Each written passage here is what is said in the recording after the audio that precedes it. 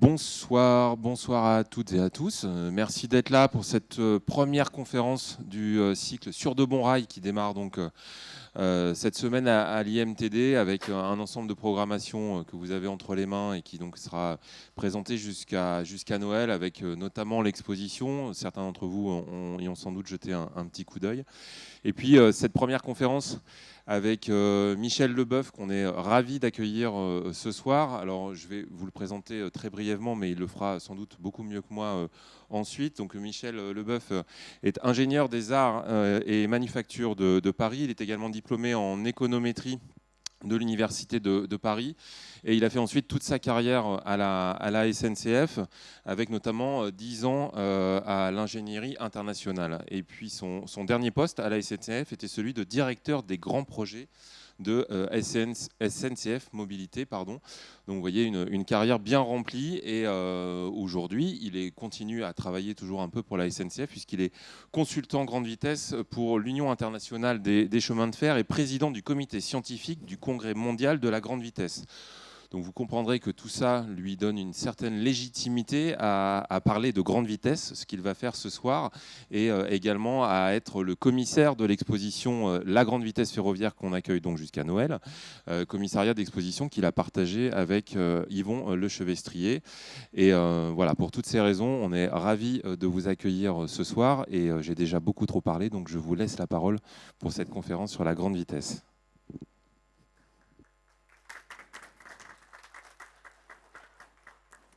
Merci beaucoup pour cette introduction. Avant de commencer cette conférence sur la grande vitesse ferroviaire, je voudrais d'abord remercier l'Université de Valenciennes et le Technopôle Transalé qui m'ont invité sous l'égide de l'Institut des mobilités et des transports durables à faire cette conférence. Pour moi, c'est un grand honneur. C'est aussi un grand plaisir de voir cette installation de l'exposition grande vitesse dans les murs ici. Exposition qui avait commencé à Rennes et qui est maintenant dans nos murs. La deuxième chose que je voudrais dire, c'est que je suis très content d'être parmi vous parce que, au fond, c'était pour moi un pèlerinage. J'ai commencé ma carrière SNCF dans le Valenciennois. Mon premier poste a été d'être chef de gare de Blanc-Misseron, une toute petite gare à la frontière avec la Belgique. Et ensuite, j'ai été en charge des gares qui sont autour de Valenciennes, puis chef d'exploitation de la circonscription de Valenciennes. Et après, j'ai pris un poste à Lille et puis ensuite à Paris. Et donc, pour moi, c'est une occasion de revenir à Valenciennes, où j'ai aussi commencé ma vie familiale, puisque 2 de mes enfants sont nés à Valenciennes. La moitié de mes enfants sont nés à Valenciennes. Et donc, j'étais ravi de voir le changement de la ville. Je vous félicite d'avoir, je dirais, transformé la ville à ce point. J'ai été même émerveillé, je devrais dire. Voilà, j'en ai fini pour mes introductions. Sinon, pour vous dire que donc, ma conférence va durer à peu près 45 minutes, mais vous aurez le temps après pour poser des questions autant que vous voudrez. Donc, je vais vous parler de grande vitesse ferroviaire. Et pour introduire cette conférence, je choisis de vous parler d'abord d'un peintre américain, Edward Hopper, qui avait fait l'objet d'une exposition au Grand Palais à Paris en 2013. Et vous voyez donc sur l'écran l'affiche de l'exposition. Edward Hopper est réputé comme étant le peintre de la solitude. Et déjà sur cette affiche, on a une première idée de ce qu'est la solitude entre les gens. Par exemple, on pense que le couple ne se parle peut-être pas beaucoup, et puis ce client qui est accoudé au bar, il a l'air un peu seul. Et quand on regarde d'autres tableaux de Edward Hopper, alors là, on est convaincu qu'il s'agit bien de solitude. En voilà encore un autre. Encore un autre. Alors, bien sûr, je ne suis pas venu vous parler ici de solitude, mais de chemin de fer. Alors, Edward Hopper a fait quelques tableaux où le chemin de fer est représenté. Alors, en voici un qui est très intéressant. Alors, d'abord, il y a la solitude, puisque le personnage qui attend sur le quai est seul. Et puis, il y a les voies, mais il n'y a pas de train. Voici un autre tableau. Il y a des voies qui s'engouffrent sous la ville. Il n'y a pas de train. Voici encore un autre tableau. On ne voit pas le train puisqu'on est dedans. Je vous signale le coucher de soleil à travers la fenêtre. Et finalement, moi, je suis tombé en arrêt devant ce tableau-là que je vais vous décrire à ma façon. D'abord, si je parle du haut du tableau, pour à peu près les 2/3 de la surface du tableau, je vois le soleil couchant, donc un ciel enflammé. Et en dessous, c'est la Terre qui est un peu indistincte. On ne voit pas très bien le relief. Et en dessous, on voit 2 rails, parallèles, heureusement, qui luisent sous la lumière du soleil couchant. Et puis à peu près au tiers du tableau, il y a une cabine qui permet de faire le cantonnement, c'est-à-dire qui sert de signalisation avec un sémaphore que l'on voit devant nous. Il n'y a pas de train. Pour moi, ce tableau est essentiel. Et j'ai choisi cet adjectif parce qu'il explique exactement ce qu'est l'essence du chemin de fer, que je vais vous décrire maintenant. Le chemin de fer a 3 chromosomes. C'est un transport terrestre, guidé et à faible adhérence. Quand vous avez dit ça, vous avez tout dit sur le chemin de fer. Et maintenant, je vais m'efforcer de vous faire comprendre pourquoi ces 3 chromosomes expliquent complètement le chemin de fer. Et pourquoi on ne voit jamais de train. Alors effectivement, ce que j'ai dit, ça caractérise le système ferroviaire. Et je commence par la faible adhérence. Vous allez comprendre tout de suite l'avantage et l'inconvénient de la faible adhérence. Alors l'avantage, si vous prenez une masse de 1 tonne, que vous la posez par terre et que vous essayez de la tirer avec une corde, à cause des frottements, il vous faudra 300 kg d'effort pour arriver à bouger cette masse. Alors si vous êtes plus malin, vous mettez cette masse sur des pneus, sur des roues de voiture, et à ce moment-là, il vous faudra seulement un effort de 30 kg. C'est à peu près l'effort que l'on fait quand on veut pousser une voiture. Mais si vous la mettez sur des roues en acier, eux-mêmes sur des rails en acier, à ce moment-là, il vous suffira d'un effort de 3 kg. Dans un atelier de maintenance, par exemple, des locomotives, on peut très bien, tout seul, pousser un bogie qui va faire 2 tonnes. Pas de problème. Donc, le gros avantage de la faible adhérence, c'est que l'on peut tirer des très grosses charges sans faire de gros efforts.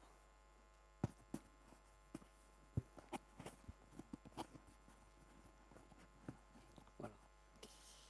Sans faire de gros efforts. D'ailleurs, le premier train qui a existé était un train où il n'y avait pas de locomotive. La force motrice venait d'un cheval qui a tiré des wagons de marchandises. C'était en Angleterre, en 1803. Il a tiré à peu près 40 tonnes de marchandises sur à peu près 26 miles, c'est-à-dire une quarantaine de kilomètres. Et sans effort extraordinaire. Je me suis beaucoup intéressé à cette origine du chemin de fer.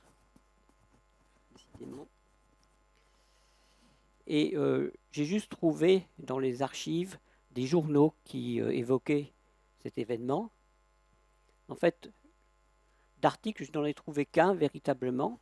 C'était l'interview du cheval. Donc on demandait au cheval comment ça s'était passé, ce voyage d'une quarantaine de kilomètres. Et alors le cheval a répondu, un petit bout de chemin pour un cheval, mais un pas de géant pour les transports. Et effectivement, on voit tout l'avantage de cette faible adhérence et cette possibilité de tirer d'énormes charges avec finalement peu d'énergie. J'ai dit tout à l'heure qu'il y avait un avantage, mais qu'il y aurait aussi un inconvénient. Alors, pour arrêter un train, vu que le train a une faible adhérence, il est un peu comme une bille qui roule sur une table, c'est extrêmement difficile d'arrêter un train. À 160 km/h, la distance d'arrêt est de 900 mètres. À 270 km/h, elle est de 2 km 650. Et à 300 km/h, 3 km 300. Donc vous voyez seulement en augmentant la vitesse de 30 km/h, de 270 à 300, on augmente la distance d'arrêt de 600 mètres, ou de 700 mètres même. Donc comme les trains freinent très très mal, et particulièrement les locomotives freinent très très mal, qu'est-ce qu'on est obligé de faire? On est obligé de les espacer. Et donc, à 300 km/h, suivant le type de système de signalisation, il y a au moins 4 minutes d'espace entre deux trains. Et même parfois 5 minutes. C'est pour ça que si vous vous placez devant la ligne nouvelle Paris-Lyon, vous allez essentiellement ne rien voir. Et de temps en temps, vous verrez un train.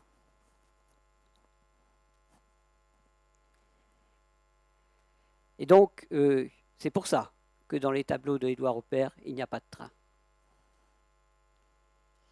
Alors, si on compare ces distances d'arrêt aux distances d'arrêt sur la route, où le pneu sur l'asphalte a une adhérence qui est beaucoup plus grande que la roue en acier sur le rail en acier, alors on voit qu'à 30 km/h, c'est-à-dire 8 mètres par seconde, la distance de réaction du conducteur est à peu près 8 mètres, la distance de freinage c'est 6 mètres, si bien qu'à 30 km/h, il faut 14 mètres pour une voiture pour s'arrêter. Mais quand on est à 110 km/h, par exemple, il faut 109 mètres. Et à 130, 145 mètres.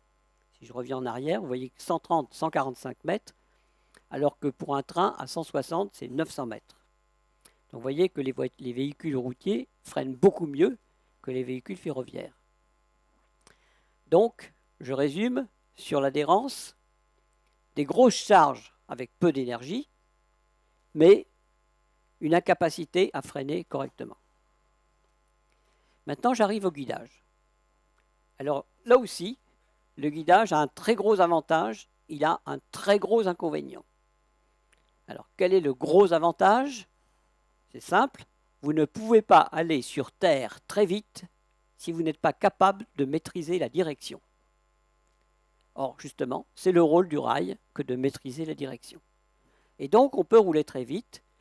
Et ici, sur ce graphique, vous voyez les différents records de vitesse sur rail, avec le dernier en 2007 à 574,8, qui est quelque chose d'assez exceptionnel, mais qui est permis justement par ce guidage qui évite que le véhicule parte n'importe où. Et donc le train a toujours été fait pour aller vite. Et même, vous voyez, les premières locomotives, elles roulaient déjà à 50 km/h dans les années 1800. À l'époque, c'était la grande vitesse. Et puis très vite, les locomotives ont fait des progrès, 120 km/h, 203 km/h, même 300 km/h pour un train à turbine. Et dans l'électrique, on a fait aussi des records de 200 km/h en 1900. Les fameux records avec les deux locomotives en France dans les années 55 à 331 km/h, et évidemment le record du monde à 574,8 sur la LGV est-européenne. Ça, c'est le gros avantage du guidage. Mais il a aussi un très gros inconvénient. C'est que si vous prenez une ligne de ferroviaire entre la ville A et la ville B, admettons qu'elle soit distance de 240 km, si vous faites partir de A un TGV, il va parcourir grosso modo cette distance en 1 heure, ou peut-être un peu moins. Si derrière le TGV, vous envoyez un TER, il va rouler moins vite, et donc lui, il prendra un peu plus de 2 heures. Et si derrière ce TER, vous envoyez un train de marchandises, il ira encore moins vite, il lui faudra plus de 3 heures. Et si derrière, vous voulez envoyer à nouveau un TGV, eh bien non, vous ne pourrez pas. Il va falloir attendre au moins 2 heures avant de pouvoir envoyer un TGV, parce que sinon le TGV va rattraper le train de fret, et comme on est guidé, on ne peut pas doubler, on ne peut pas se dépasser. L'inconvénient du guidage, c'est l'impossibilité de se dépasser. Et donc, sur une demi-journée, donc 12 heures, finalement, si vous voulez avoir une desserte régulière à grande vitesse, une desserte régulière en TER, une desserte régulière en marchandises, et ben vous vous apercevez que finalement, vous ne pouvez pas assurer un gros débit. Vous ne faites que 15 trains dans la demi-journée. Alors bien sûr, vous pouvez être plus intelligent, et au lieu de faire train par train, vous pouvez faire des petites batteries. Et dans ce cas-là, vous augmentez évidemment le débit, mais néanmoins, il se trouve que le creux de desserte entre deux batteries de TGV, ou entre deux batteries de TER, ou deux batteries de marchandises, eh ben, il est de 3h30 à 4h. C'est-à-dire que vous n'avez pas de desserte pendant 3h30 ou 4h. Donc on voit bien que le guidage est un énorme inconvénient. S'il est un avantage, il est aussi un inconvénient. J'arrive à l'aspect terrestre. Alors l'aspect terrestre, ce qui est clair, c'est que quand on compare le chemin de fer aux autres modes de transport qui lui sont concurrents, c'est-à-dire finalement les voies navigables. Quand je parle de chemin de fer, je ne parle pas que de TGV, hein, les voies navigables, l'avion et la voiture. Eh bien, le chemin de fer est du côté de la voiture. Pourquoi ? Parce que le maritime, comme l'aérien, emprunte des infrastructures, mais les rendent. L'avion, lui, il fait une raie dans le ciel, mais derrière lui, le ciel reste disponible. De même que le bateau fait un sillage dans l'eau, mais après son sillage, l'eau reste disponible pour d'autres usages. Ce n'est pas le cas de la route, ce n'est pas le cas du chemin de fer. La route ou le chemin de fer s'approprie le terrain. Et donc pour s'approprier le terrain, il faut exproprier. Ça veut dire que cette infrastructure va priver définitivement ou quasi définitivement d'autres parties d'utiliser ce morceau de la terre qui va être consacré au transport. Donc c'est un gros inconvénient, c'est pour ça qu'il y a des procédures qui sont complexes pour pouvoir établir une infrastructure. Ça, c'est l'inconvénient. Mais comme tout, il y a un avantage. L'avantage, vous le voyez ici, c'est ce qu'on appelle l'aménagement du territoire. Vous avez ici le réseau ferroviaire dans l'entre-deux-guerres. Il était extrêmement dense et pratiquement toutes les petites villes, les préfectures, les chefs-lieux de canton étaient desservis par le chemin de fer, ce que ne font pas les autres modes de transport, mais ce que fait la route. Donc là aussi, avantage, inconvénient. Pour résumer, je dirais que être guidé, être à faible adhérence et être terrestre, ça veut dire transport de masse. Alors pourquoi ? D'abord parce qu'une infrastructure, c'est très embêtant puisqu'il faut exproprier. C'est très embêtant aussi parce que c'est très cher. Et donc, si c'est très cher, il faut que ça serve beaucoup. Mais avec le chemin de fer, c'est très difficile de servir beaucoup puisque vous ne pouvez pas mettre beaucoup de trains. Donc la seule façon de rendre le chemin de fer intéressant, c'est d'avoir des gros trains. Les petits trains, c'est un non-sens au sens du système ferroviaire. Le véritable chemin de fer, c'est ça. C'est le transport de masse. Mais c'est aussi ça. Ici, vous avez l'image de deux rames duplex accrochées l'une à l'autre, qui transportent 1000 voyageurs, c'est-à-dire un peu plus que 2 Airbus A380. Voilà, ça c'est ce qu'on sait faire. Alors vous en avez un tous les 5 minutes, mais à chaque fois, c'est 2 Airbus A380 qui passent. Ça, c'est le domaine de pertinence du chemin de fer. Et il faut absolument avoir compris ça pour comprendre pourquoi, comment on fait du transport ferroviaire. Alors maintenant que j'ai dit tout ça, je reviens à mon tableau pour vous dire que je pense qu'Édouard Oppert a fait une erreur. Et son erreur, c'est d'avoir utilisé comme titre Railroad Sunset, parce que moi je pense que le bon titre aurait été La solitude de la voie attendant le train, qui résume ce que je viens de dire du système ferroviaire. Alors, je vous ai parlé du système ferroviaire, mais vous êtes venu pour parler de la grande vitesse ferroviaire. Alors, qu'est-ce que c'est que la grande vitesse ferroviaire ?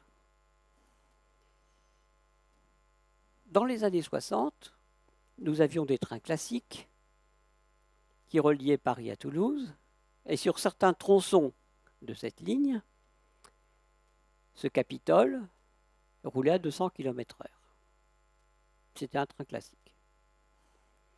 Mais dans les mêmes années, et plus exactement en 1964, au Japon, circulait le Shinkansen à 210 km/h, et dont tout le monde a dit tout de suite, ce train, c'est un train à grande vitesse. alors que notre Capitole ne l'était pas. Alors, est-ce que c'est cet écart de 10 km/h qui fait que dans un cas, on est train à grande vitesse, parce qu'on a dépassé le 200 et qu'on fait 10 de plus, ou est-ce qu'il y a autre chose derrière? Alors, si vous prenez une ligne classique, cette ligne classique est forcément une ligne peu dénivelée. Pourquoi? Parce qu'à cause de cette faible adhérence, les trains ne peuvent pas monter facilement. Ils glissent. Et d'ailleurs, quand les pentes sont trop fortes, on met la pousse avec une locomotive. Autrefois, il y avait beaucoup de locomotives de pousse, notamment pour les trains de fret. C'est-à-dire qu'avec un relief tel que celui qui est représenté ici, la première colline, vous allez la passer avec un gros déblai. Et ensuite, vous irez à la deuxième colline avec un bon viaduc. Et la deuxième colline, vous ne pouvez pas la passer autrement qu'en tunnel. Et à ce moment-là, vous retombez sur un viaduc. Mais imaginez que vous preniez un train très puissant, un peu plus adhérent. À ce moment-là, vous pouvez augmenter les rampes et les pentes.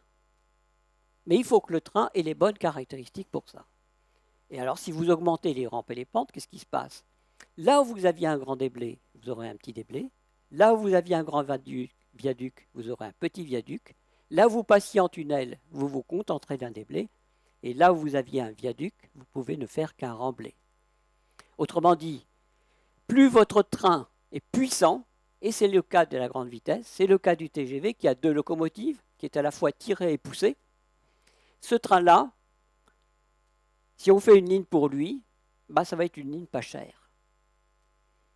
Plus on va vite, moins c'est cher. C'est très paradoxal, mais c'est comme ça. Et c'est bien ce que l'on a fait sur la ligne Paris-Lyon. Au lieu d'être obligé de passer par Dijon et de suivre les vallées, on a fait une ligne qui grimpe sur les montagnes pour le TGV Paris-Lyon. Une ligne sur laquelle, qui fait 425 km de long, mais sur laquelle il n'y a que 8 km d'ouvrage d'art.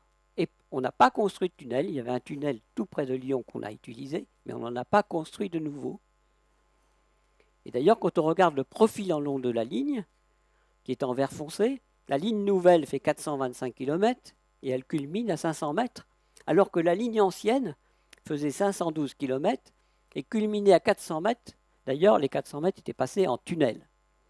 Donc on voit la chose suivante, c'est que finalement, plus on est puissant et adhérent, et plus on grimpe sur les collines, on s'adapte au terrain naturel, et on réduit en même temps la longueur de la ligne. Vous voyez, ici, on gagnait 80 km sur Paris-Lyon. Voilà la ligne Paris-Lyon. Ce n'est pas du tout le profil qu'on a l'habitude de voir sur une ligne de chemin de fer. Eh bien, c'est une ligne sur laquelle les pentes et les rampes atteignent 35 pour 1000, enfin 3,5%. Alors que le chemin de fer classique est limité en général à entre 1 et 1,5% maximum. Donc c'est tout à fait différent. Et d'ailleurs, en Allemagne, où ils ont construit des lignes nouvelles mixtes et lignes nouvelles spécialisées voyageurs, sur la ligne nouvelle mixte comme Hanovre-Würzburg, vous voyez qu'il y a de très nombreux tunnels. Alors qu'en bas, sur la ligne Cologne-Francfort, ligne qui est spécialisée uniquement pour les trains à grande vitesse, qui accepte des rampes et des pentes de 4%, plus que le Paris-Lyon encore. Vous voyez, il n'y a pratiquement pas de tunnel. D'ailleurs, vous voyez cette ligne ici, elle est finalement assez proche d'un profil d'autoroute. Alors, donc, si on construit une ligne nouvelle, on a déjà une ligne ancienne, on a vu tout à l'heure qu'on faisait rouler un peu tous les trains dessus. Si on construit une deuxième ligne, on peut se dire, je vais doubler la capacité. C'est-à-dire, au lieu de faire 15 trains, je pourrais en faire 30, en mettant les mêmes trains sur les deux lignes. Mais ce n'est peut-être pas la bonne méthode. Une autre méthode consiste à dire, je vais mettre les TER et le fret sur une ligne, et je vais mettre les TGV sur l'autre. Un gros avantage, c'est qu'on va augmenter la capacité de la ligne classique, puisqu'elle faisait que 15 trains, elle passe à 16 trains. Mais dans les 15 trains, il y avait 10 TER et fret.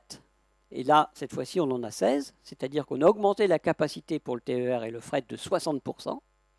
Et par ailleurs, sur la ligne TGV, on pourrait mettre 72 TGV si on a le trafic pour les remplir. Donc on voit que finalement, l'optimum de la capacité, il consiste à séparer les trains en fonction de leur vitesse. Les trains rapides d'un côté, les trains lents de l'autre. C'est ce qui optimise la capacité. D'ailleurs, ça se démontre mathématiquement. Et donc, on peut raconter l'histoire du chemin de fer, non pas en fonction de la vitesse, mais en fonction de l'écart de vitesse. En effet, les premiers trains ont été des trains de fret. On l'a vu, le petit train de charbon. Voilà. Ensuite, qu'est-ce qui s'est passé? Eh bien, il y a des voyageurs qui sont montés sur les wagons de marchandises. Et donc, on a eu des trains mixtes. L'étape d'après a consisté à faire des trains de voyageurs différents des trains de marchandises. Mais tous ces trains roulant néanmoins sur la même voie. C'est-à-dire que la voie était mixte. Plus le train, mais la voie. L'étape d'après a consisté à continuer ce système avec des trains de voyageurs et des trains de marchandises circulant sur la même voie. Mais comme on l'a vu, ça limite beaucoup le débit. Donc on s'est dit, on va faire des batteries. Et on a fait des batteries, et à force de faire des batteries, on s'est dit, finalement, si on mettait les marchandises la nuit et les voyageurs le jour. Ce qui veut dire qu'on a commencé à séparer les voyageurs du fret. Et on les a séparés temporellement et non pas spatialement. C'était la première étape. L'étape d'après, c'est lorsque l'on a construit des lignes nouvelles dédiées voyageurs, et on a laissé le réseau existant comme capacité pour le fret et les voyageurs. Et finalement, il y a toujours un retour dans l'histoire, parce que le fret va probablement revenir sur les lignes à grande vitesse, mais pas sous la forme que nous connaissons, sous la forme de trains à grande vitesse pour transporter du fret, qui existe déjà en Italie avec Merci Italia Fast, qui est un train de voyageurs dans lequel on a retiré les sièges et on transporte des colis dedans. Et ça, c'est un nouveau marché du fret parce que Internet a développé les ventes en ligne. Donc, il y a beaucoup plus de colis à transporter. Ces colis ont une grande valeur ajoutée, donc ils sont pressés. Et donc, le chemin de fer peut retrouver, je dirais, un nouveau marché. Et vous voyez donc sur cette image, en haut, le train italien qui est actuellement en cours d'exploitation, et en bas, le train chinois qui est en cours de construction. Les Chinois construisent 2 trains de fret expérimentaux pour faire la même chose qu'en Italie. Je dirais que la France a été précurseur parce que nous avions des trains de fret qui étaient les trains postaux. Si vous vous souvenez, ces 2 rames TGV jaunes, en fait il y avait 2 rames et demie jaunes, eh bien c'était les premiers trains de fret. Bon. Voilà, donc au fond, l'histoire ferroviaire peut s'expliquer ou se décrire comme l'histoire de l'écart de vitesse. Et la grande vitesse ferroviaire se caractérisait donc par le fait qu'elle a imposé un changement de paradigme qui consiste à à reconnaître que le fret et les voyageurs, je dirais omnibus, qu'on appelait omnibus autrefois, qui s'appelle TER aujourd'hui, sont incompatibles avec les trains de grande ligne, et donc on les sépare. C'est ça, véritablement, la grande vitesse ferroviaire. Ce n'est pas une histoire uniquement de vitesse ou de seuil de vitesse à 200, 220, 250. C'est essentiellement le fait qu'on reconnaît l'incompatibilité de ces trafics. Alors vous allez me dire, mais oui, mais quelle est la vitesse optimale? Alors on voit bien qu'en France, par exemple, on a commencé à rouler à 260 sur la ligne Paris-Lyon en 1981. En 1985, sur cette même ligne, on est passé à 270. Vous savez pourquoi? Pour économiser de l'énergie. Augmenter la vitesse pour économiser de l'énergie, tout simplement parce que dans les descentes, il fallait freiner pour respecter le 260. On s'est dit, lâchons, on va rouler à 270. Ensuite, la vitesse est remontée à 300 sur cette même ligne, et aussi sur d'autres lignes. Et aujourd'hui, on exploite les trains commercialement à la vitesse commerciale de 320 km/h. Ça, c'est la vitesse commerciale maximum, hein, ce n'est pas la vitesse moyenne. Néanmoins, vous voyez sur ce graphique qu'il y a un écart énorme entre la vitesse techniquement faisable, celle d'un record du monde, et puis la vitesse à laquelle nous exploitons les trains. Simplement parce que le record du monde, on n'est pas capable de le faire tous les jours. Il y a des freins qui sont des freins physiques. En gros, il y a 3 difficultés principales à résoudre pour accélérer un train. La première, c'est la question du bruit. Dès que vous accélérez, que vous dépassez de 120, 250 à l'heure, vous avez le bruit dynamique qui devient plus puissant que le bruit du roulement. Et donc, ça finit par être un peu gênant. Il faut se protéger contre ce bruit, faire des murs anti-bruit, s'éloigner des habitations. Donc, ça rend plus compliqué le traçage des lignes nouvelles. Deuxième problème, c'est le bruit et le ballast et les transitions. Plus vous roulez vite, plus vous envolez les grains de ballast. Voilà. Et donc ça c'est très gênant parce que ce sont eux qui maintiennent la voie. Et par ailleurs, donc, ces grains de ballast peuvent aussi se balader sur le rail, et donc abîmer les bas de caisse. Et les transitions. C'est quoi les transitions?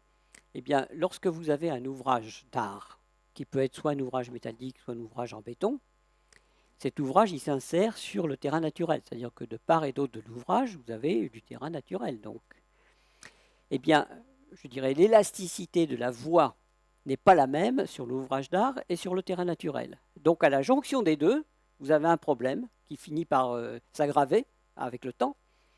Et donc, on a créé ce qu'on appelle des blocs de transition qui durcissent progressivement le terrain jusqu'à ce qu'on arrive à l'ouvrage d'art. Mais il reste néanmoins que ces blocs de transition sont assez difficiles à concevoir et surtout très difficiles à maintenir. Et donc ça, c'est une des limites. Et puis, il existe une troisième limite, que j'ai appelée le débit paradoxal, et que je vous explique tout de suite. Si vous voulez aller plus vite, il faut bien que vous ayez une raison de le faire. Cette raison, c'est d'avoir plus de trafic. Si vous avez plus de trafic, il vous faut donc plus de trains. Mais comme vous allez plus vite, vous êtes obligé de mettre moins de trains sur la ligne puisqu'ils ne freinent pas. Il faut les espacer. Donc vous voyez qu'il y a un effet de ciseau qui se produit à un certain moment et donc qui limite le débit et donc qui limite aussi la vitesse puisqu'il faut trouver la vitesse qui correspond, je dirais, au niveau de trafic que l'on souhaite acheminer.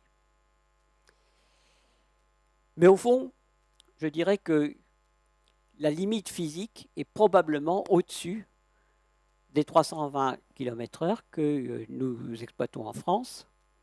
Sachez qu'en Chine, la limite est de 350 km/h, notamment parce qu'ils roulent sur des viaducs, donc sur des dalles, ils n'ont pas de problème de transition, ils n'ont pas de problème de ballast, et probablement pas moins de problème de bruit, ou du moins ils l'acceptent plus facilement. Et donc, probablement, je dirais que la limite ou la vitesse optimale physique est au-dessus de 350 à l'heure. Et il se peut que dans l'avenir, en Chine, on roule à 400 km/h. Mais bon. Mais ce qui nous intéresse aussi, c'est quels critères allons-nous utiliser pour calculer cette vitesse optimale. Alors moi, je vous en propose deux, il y en a peut-être d'autres. Il y a le critère de l'environnement, et puis il y a le critère socio-économique. Pourquoi le critère socio-économique? C'est très simple, c'est que vous ne pouvez pas construire une ligne nouvelle sans argent public, et donc les contribuables qui sont mis à contribution pour construire la ligne attendent de la ligne un retour. Et ce retour, ce sont les effets externes, donc les effets socio-économiques. Alors si je prends la vitesse carbone optimale, on a fait un bilan carbone de la LGV Rhin-Rhône, et ce bilan a montré que quand on prend tout en considération, c'est-à-dire les émissions de CO2 au moment des études, parce que les gens qui font le calcul de tracé, ils vont dans des bureaux, ils ont des ordinateurs, ils sont éclairés, ils sont chauffés, tout ça, ça émet du carbone. La construction, la signalisation, les superstructures, mais aussi la construction du matériel roulant, tout ça, il faut émettre du carbone pour le faire. Alors ça, au départ, vous faites une grosse dépense en carbone, et ensuite, lorsque la ligne est terminée, vous commencez à l'exploiter, et vous continuez à émettre du CO2 dans l'atmosphère parce que vous faites rouler les trains, parce que vous éclairez les gares, non, on ne chauffe pas les gares, mais vous éclairez les gares, etc. Donc tout ça, c'est négatif. Alors, où est le positif? Le positif, il est dans le report des voyageurs de la route et de l'avion vers le train. Parce que là, vous économisez du CO2. Et quand on fait ce bilan, on voit que finalement, les reports, c'est-à-dire les deux choses qui sont négatives sur ce graphique, compensent largement les émissions. Si bien que, ça c'est au bout de, je crois, 15 ans, en 15 ans, le bilan devient positif pour la LGV Rhin-Rhône. On a fait aussi un bilan sur la LGV Paris-Lyon, c'est à peu près 10 ans. On en a fait un autre sur la LGV Bretagne-Pays de la Loire, on est dans la quinzaine d'années. Sachez que le délai de retour sur le carbone, il est bien meilleur en France, ce qu'il ne l'est dans la plupart des autres pays, parce que nous avons une électricité décarbonée, ou en grande partie décarbonée. Donc dans d'autres pays, comme l'Allemagne par exemple, le délai de retour est plutôt aux alentours de 25-30 ans.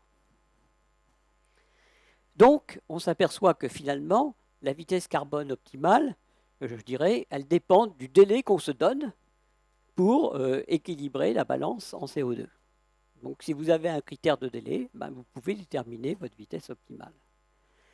Maintenant, j'arrive à l'aspect socio-économique.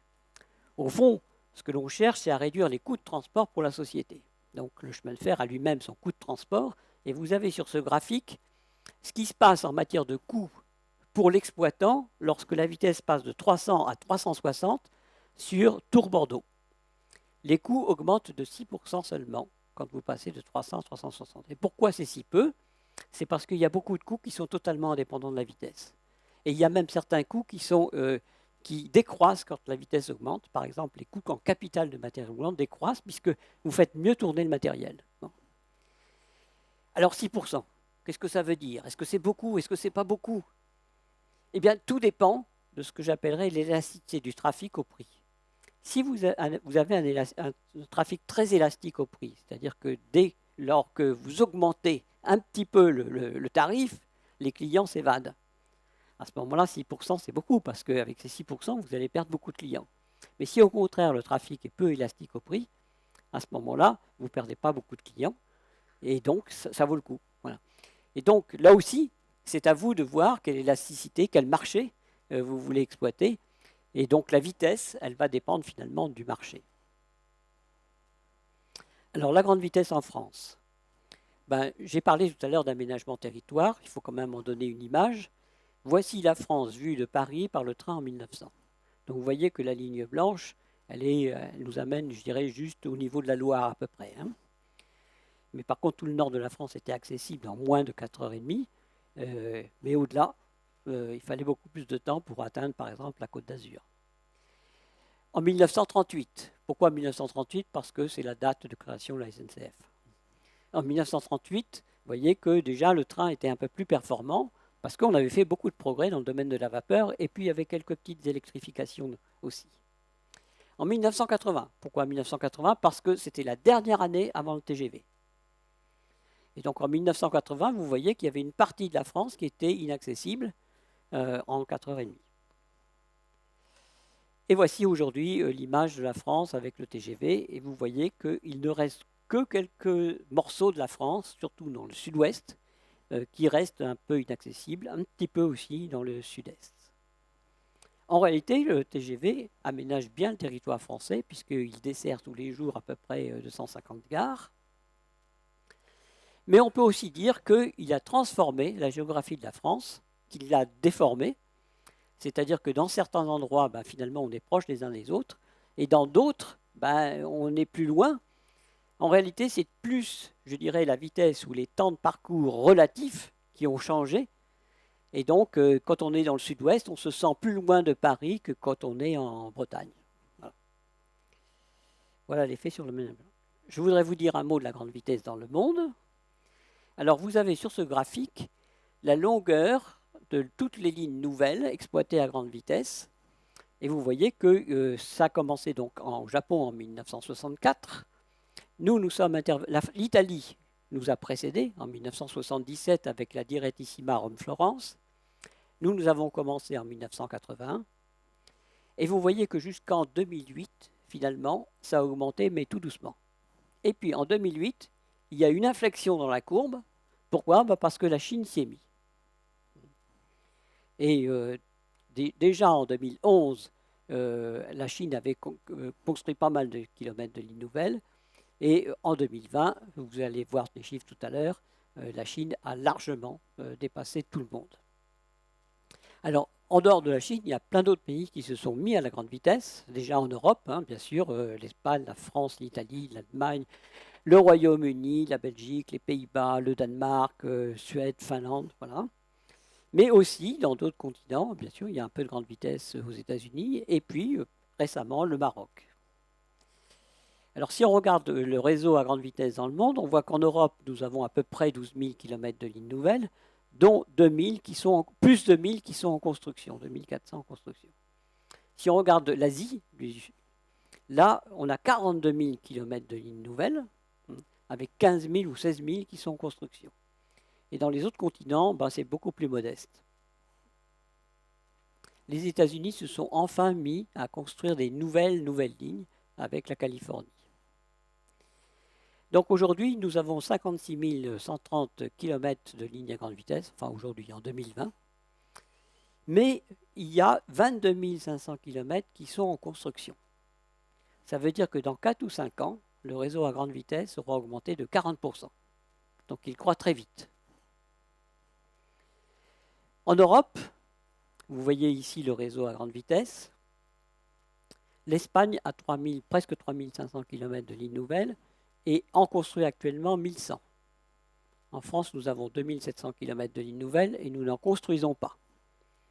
En Allemagne, 1500 km, 147 en construction, et en Italie, 921 et 327 en construction. Voilà à peu près une image du réseau européen. Alors pour la France, ici, vous avez la liste des lignes, je ne vais pas vous la lire. Quand on regarde les vitesses commerciales, donc en dehors de la Chine qui roule à 350 km/h, nous avons le Japon, la France, le Maroc, on roule à 320, et les autres pays sont plutôt alignés sur 300 km/h. Alors maintenant, le trafic. Alors, chaque année, en Chine, ils transportent 2,3 milliards de voyageurs en train à grande vitesse. Et le trafic mondial à grande vitesse, il est à peu près de 3,2 milliards, 3,3 millions. Donc vous voyez que plus des 2/3 du trafic à grande vitesse, c'est en Chine. Et si vous regardez les voyageurs kilomètres, alors là en Chine, ils transportent 777 milliards de voyageurs kilomètres. En France, on est à 56 milliards. En France, on transporte à peu près 120-130 millions de voyageurs dans nos TGV.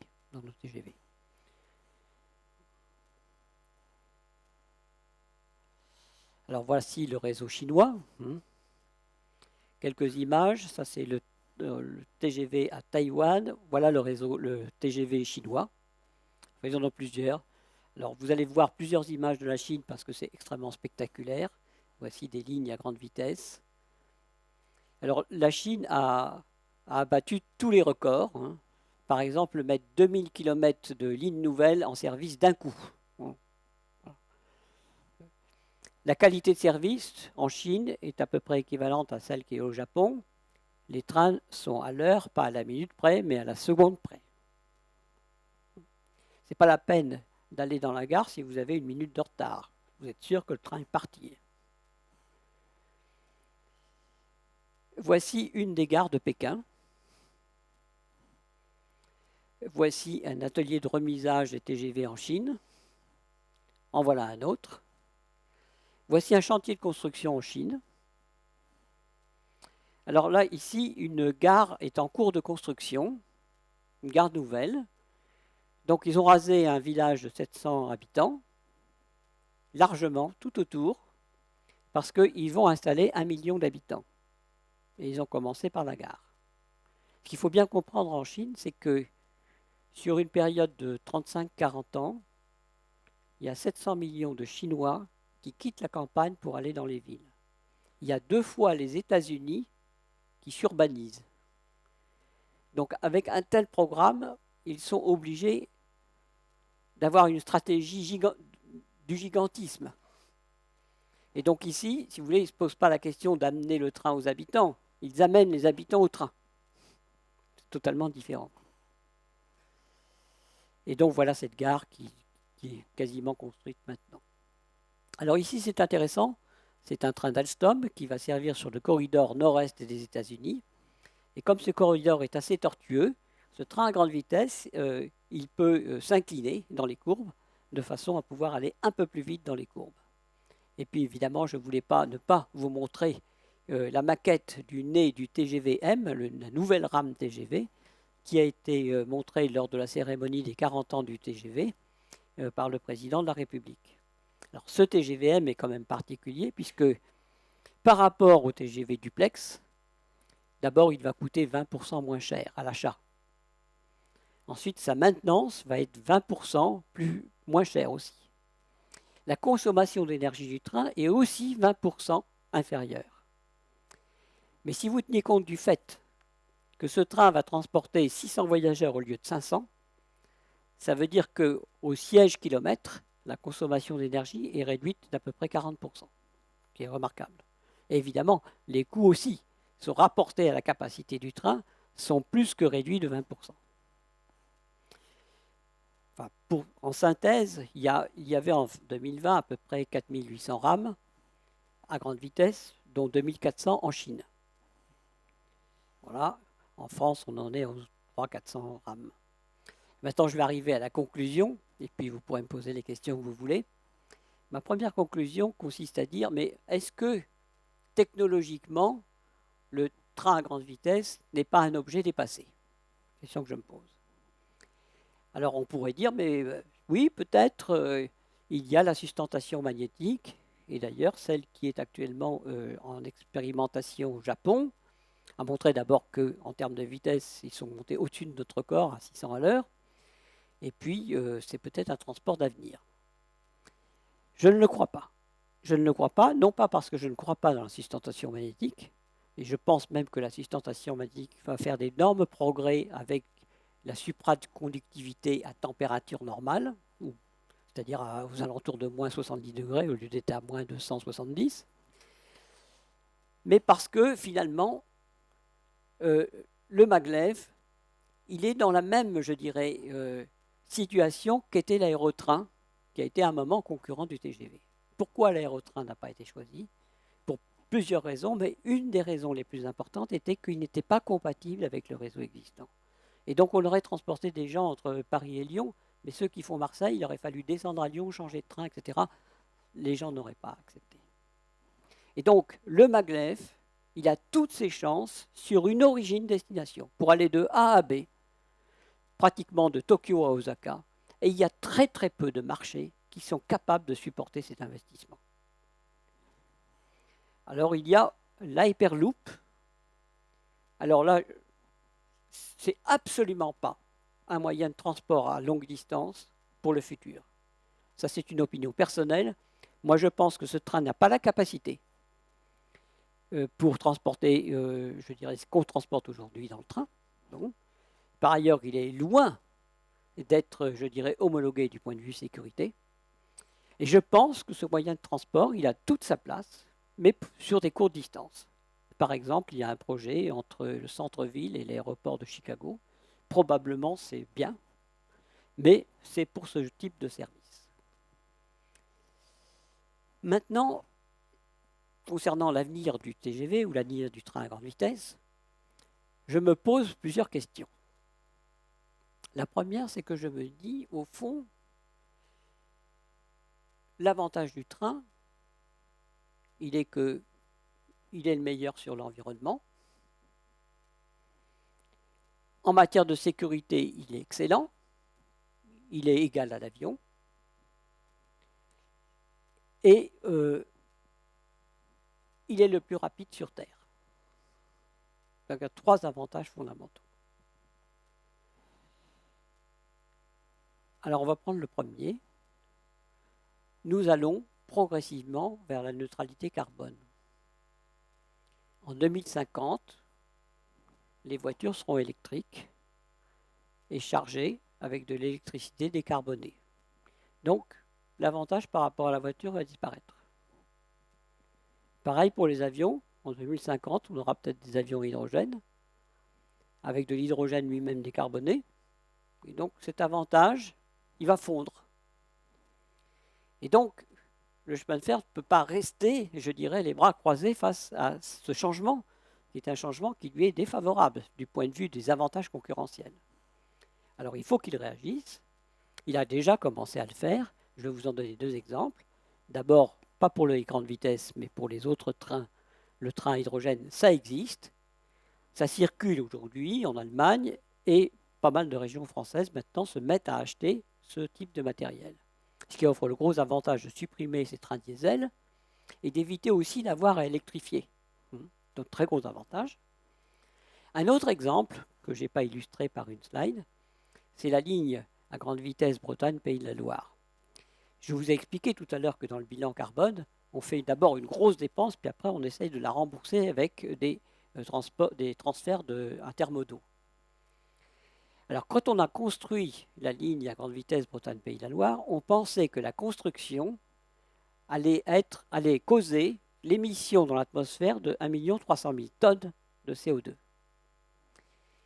Mais on a fait plein d'études, et notamment on a beaucoup travaillé avec Eiffage qui a construit la ligne, en modifiant le système, je dirais, des terrassements, et surtout des mouvements de terre, en remplaçant quelques ouvrages béton par des ouvrages en terre, et en faisant plein de petites innovations, notamment avec une voie posée sur de l'asphalte bituminé.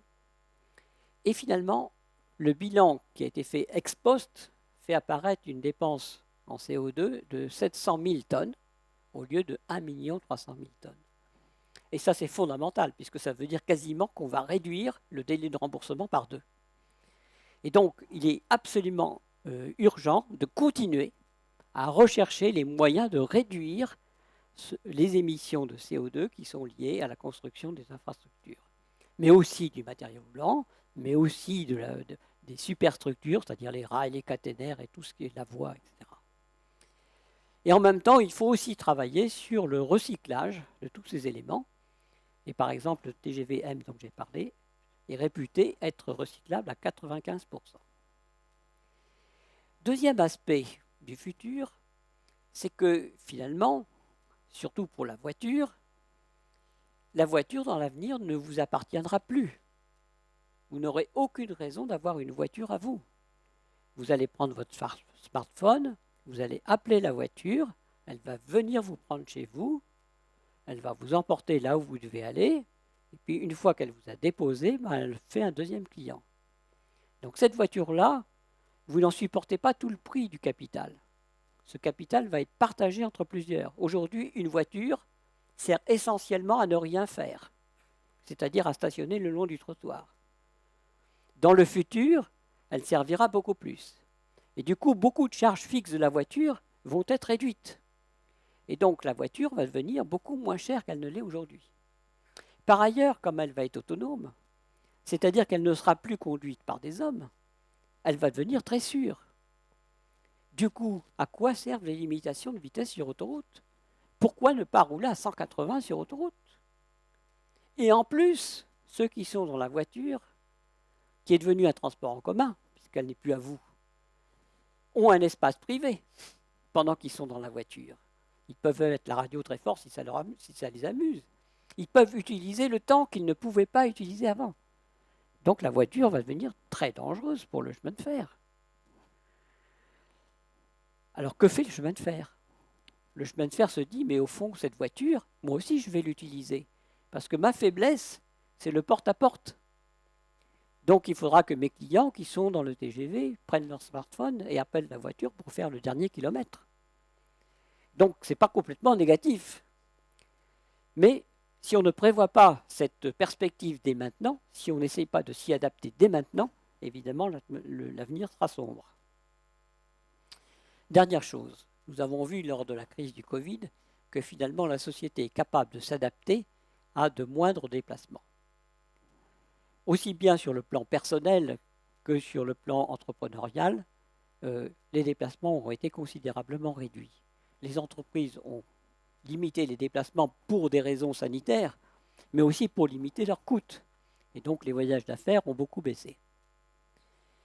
De même, au plan personnel, les gens forcément se posent la question, est-ce que je vais aller voir ma grand-mère toutes les semaines ou est-ce que je peux la voir tous les mois avec une visioconférence entre deux? De même que, par exemple, aujourd'hui, on n'est plus obligé d'aller chez le notaire pour signer un document. On peut le signer électroniquement sans se déplacer. Autrement dit, tous les moyens de transport physiques se trouvent en concurrence maintenant avec un nouveau moyen de transport qui est le transport virtuel. Et donc, il va falloir aussi s'adapter à ça. Voilà. Et donc, ceci nous amène à cette idée que, finalement, il faut que le chemin de fer continue à travailler sur ce que j'appelle son coût marginal.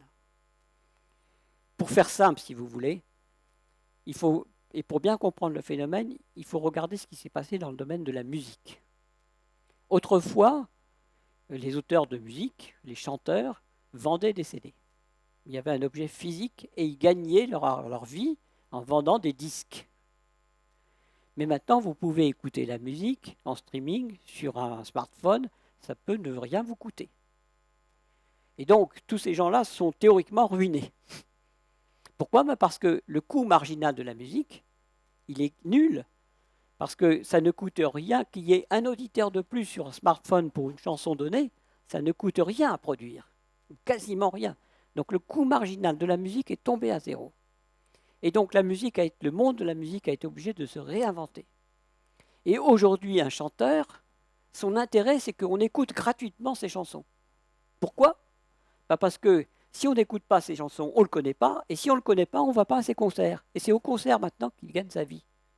Autrement dit, le modèle économique de la musique a été complètement bouleversé par le changement du coût marginal de la musique. Eh bien, le chemin de fer doit faire pareil, il doit réfléchir à son propre coût marginal, il doit aussi regarder comment le coût marginal de la voiture et de l'avion vont évoluer pour essayer de survivre. Aujourd'hui, les stratégies sont en train de se mettre en œuvre, et les réflexions aussi.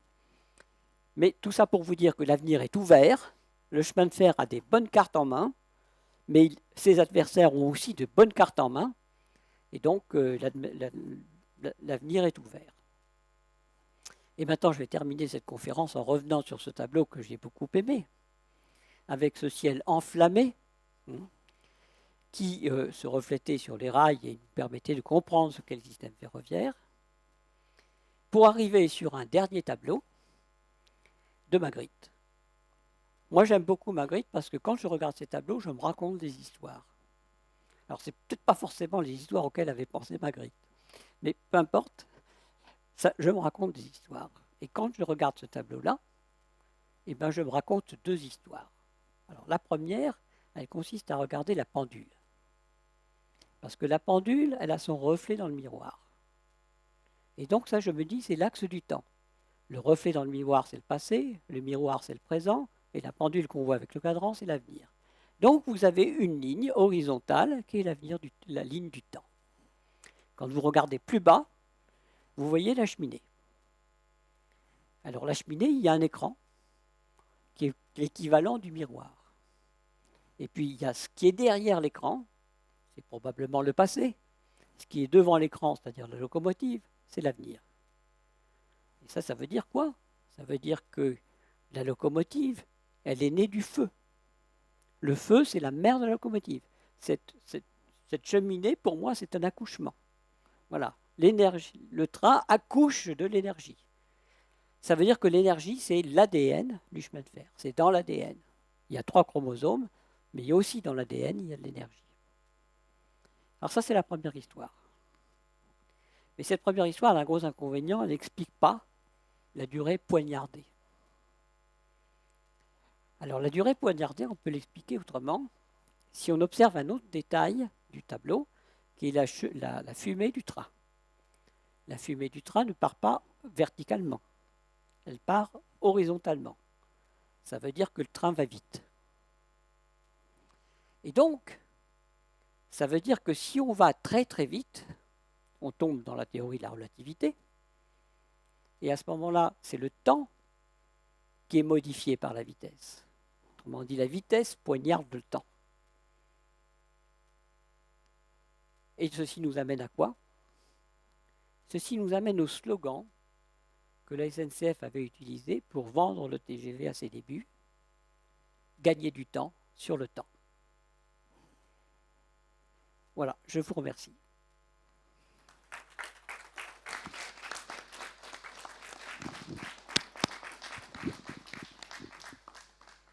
Je suis prêt à prendre vos questions s'il y a un micro qui circule. Oui, alors s'il y a des questions, il faut lever la main pour que je puisse vous passer le micro, puisque la conférence est enregistrée. Donc elle est diffusée en ce moment même sur Internet. Et donc je vous invite à me faire signe pour pouvoir parler dans le micro. Merci. Merci beaucoup pour cette conférence vraiment très intéressante et bien amenée. J'ai une question que sans doute beaucoup d'entre nous avons, concernant justement la concurrence entre le TGV et les lignes aériennes. Ça, c'est une question qui revient systématiquement. On voit le trafic aérien qui a repris en ce moment, et il y a des liaisons sur la France nationale qui peuvent se faire par avion, mais qui peuvent se faire par le train.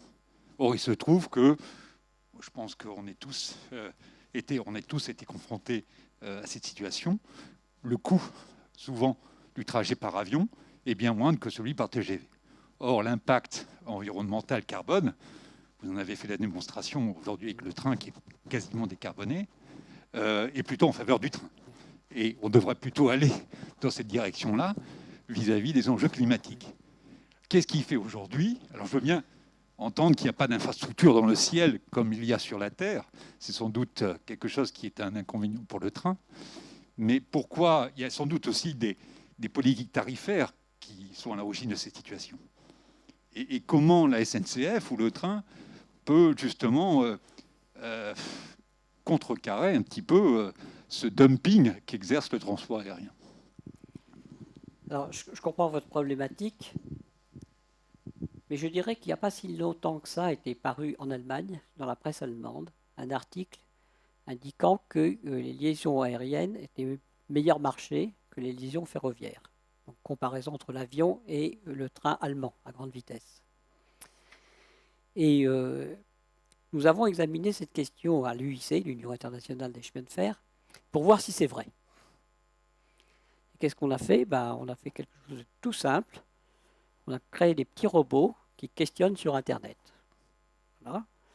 Et on s'est dit, on va prendre plusieurs types de groupes. Alors, le voyageur tout seul, qui peut être un homme d'affaires. Après, 2 personnes, une famille, 2 personnes, 2 enfants. On a imaginé toutes sortes de scénarios. Réservation du billet un jour à l'avance, ou même le jour même, ou bien une semaine à l'avance, ou bien 3 semaines à l'avance. On a aussi imaginé tous les types de séjours, c'est-à-dire aller-retour dans la journée, ou bien on reste une nuit à destination, ou 2 nuits à destination. On a pris vraiment des échantillons absolument énormes.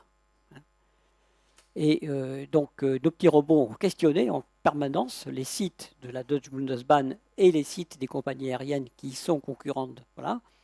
Mais on ne s'est pas contenté de faire ça. On l'a fait en France, on l'a fait en Italie et en Espagne. Et le résultat de ça, c'est que dans 95% des cas, et quel que soit le pays, le train est toujours moins cher que l'avion. Alors, vous avez des annonces publicitaires où vous faites un Paris-Barcelone à 35 €, mais tout le monde n'achète pas un billet à 35 €. Quand vous faites la moyenne, vous vous apercevez que dans 95% des cas, c'est moins cher par le train. Bon. Ceci étant, votre question me paraît intéressante parce qu'elle pose la question de savoir si le chemin de fer est en mesure de réduire ses coûts, parce que la concurrence peut évoluer. Elle a évolué d'ailleurs. Quand il y a eu effectivement les compagnies aériennes low cost, les tarifs aériens se sont effondrés par rapport à ce qu'ils étaient avant. Donc on n'est jamais à l'abri d'un coût de la concurrence, si je peux dire. Et donc la question est très importante. Alors, dans les coûts du train et dans le coût marginal de la grande vitesse, il y a un composant qui représente à peu près les 2/3. C'est les charges dites d'infrastructure, c'est-à-dire ce que l'on paye, ce qu'un TGV paye pour rouler sur une ligne à grande vitesse. C'est comme un péage de voiture, si vous voulez. Et aujourd'hui, c'est l'élément fondamental. Les directives européennes disent que ces charges d'infrastructure doivent être au-dessus du coût marginal de l'infrastructure, c'est-à-dire elles doivent couvrir l'entretien de l'infrastructure et également l'exploitation de l'infrastructure, puisqu'il faut bien qu'il y ait des aiguilleurs pour réguler le trafic. Mais elles disent c'est le coût marginal et on peut, si le marché le permet, ajouter ce qu'on appelle un markup, c'est-à-dire un supplément. Aujourd'hui en France, nous avons les suppléments les plus élevés de toute l'Europe. Voilà. Et ça depuis pas mal d'années. C'est-à-dire qu'on demande à la grande vitesse de payer beaucoup plus que son coût marginal. Et de ce point de vue-là, on demande à la grande vitesse, finalement, de transférer une partie, je dirais, de son bénéfice sur les autres activités ferroviaires, le fret et le TER, par ce mécanisme, je dirais, des charges d'infrastructure. Donc, pour répondre à votre question, oui, le chemin de fer peut réagir, c'est une question de politique.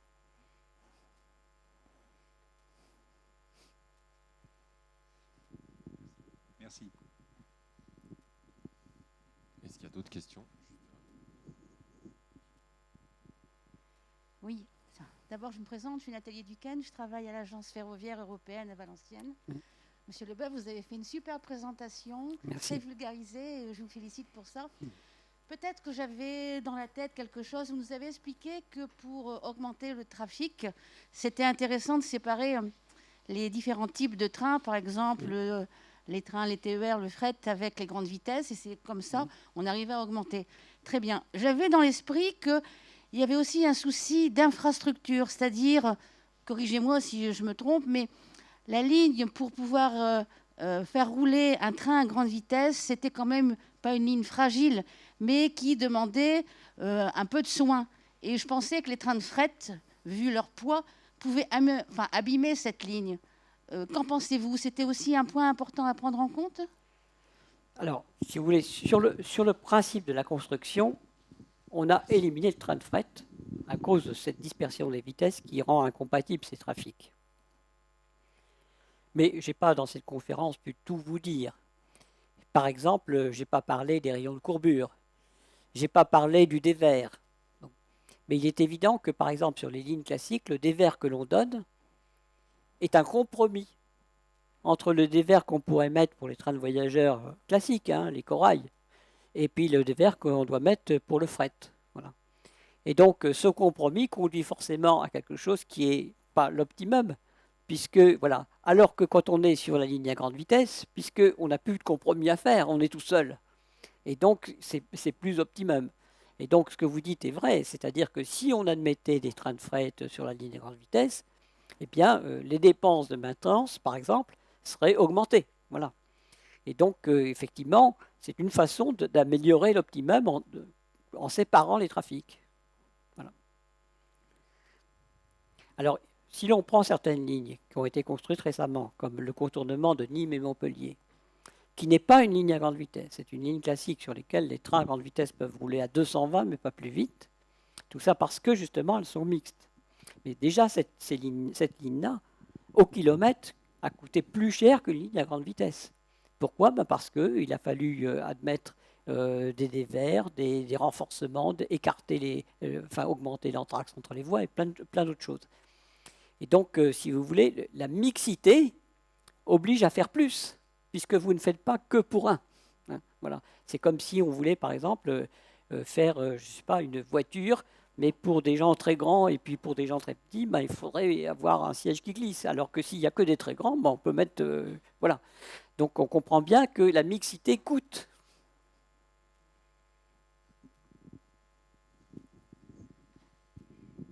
Oui, bonsoir. Merci beaucoup pour votre exposé vraiment passionnant. Je m'appelle Rémi Fritsch et je travaille pour une entreprise qui fabrique des serrures et des verrous, notamment pour le ferroviaire et qui remonte à 1740, l'origine. Donc voilà, ma question est très très simple. Vous avez parlé effectivement de vitesse maximum, d'économie et autres. Ma question c'est quelle est la longueur et la capacité de transport maximum d'un train à grande vitesse? Alors Pourquoi je vais faire une exception la pour longueur des trains pour doubler la capacité. Oui. Je vais faire une exception pour le TGV Atlantique, qui est à part. Mais la norme ferroviaire, qui est une norme européenne, c'est 400 mètres.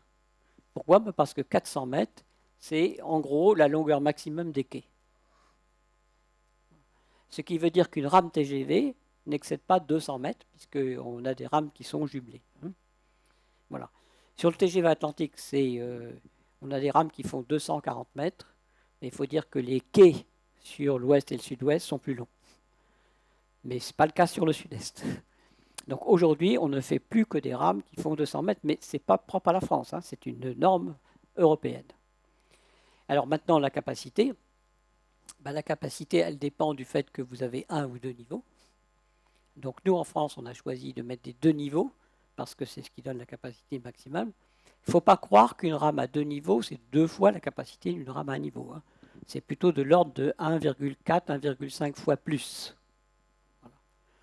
Et puis alors, pour tout vous dire sur la rame du TGVM, les rames TGV de 200 mètres sont composées de 10 caisses. Il y a 2 locomotives et il y a 8 voitures entre les locomotives. Et dans les 8 voitures, il y en a une qui fait barre. Le TGVM, il a 11 caisses, une de plus. Pourquoi ? Parce qu'on a réussi à miniaturiser, si je peux dire, un certain nombre d'équipements électriques. Donc on a réussi à réduire la longueur des locomotives. Et du coup, ça a permis de mettre une voiture de plus. Première chose. La deuxième chose, c'est que dans le bar des rames duplex, vous avez le bar qui est en haut, mais en dessous, il n'y a pas de voyageurs.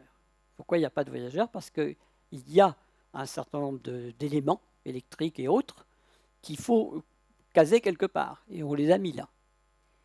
Dans le TGVM, on a réussi non seulement à raccourcir la longueur des locomotives, mais on a réussi à éliminer tous ces matériels en les mettant ailleurs, soit dans les locomotives, soit dans des sous-caisses ou sur le toit, mais enfin, on a réussi à les sortir. Et du coup, il y a des voyageurs sous le bar.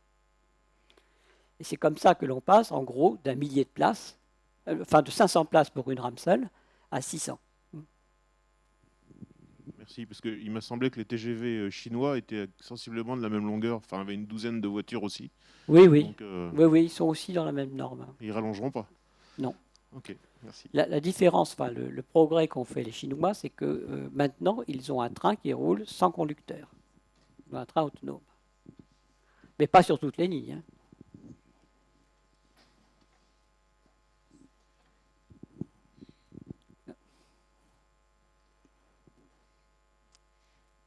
Donc, moi, je me présente. Je suis apprentie ingénieure en maintenance à la SNCF. Et en fait, je voudrais vous poser une question sur l'évolution des locomotives. De nos jours, on sait qu'on a des trains en général connectés. Est-ce que la SNCF a réfléchi à exploiter dans l'avenir des trains autonomes, comme les métros sans conducteur ? Alors, il y a effectivement des programmes de recherche qui vont dans cette direction-là. Ce que je voudrais dire, c'est qu'il faut bien comprendre l'utilité.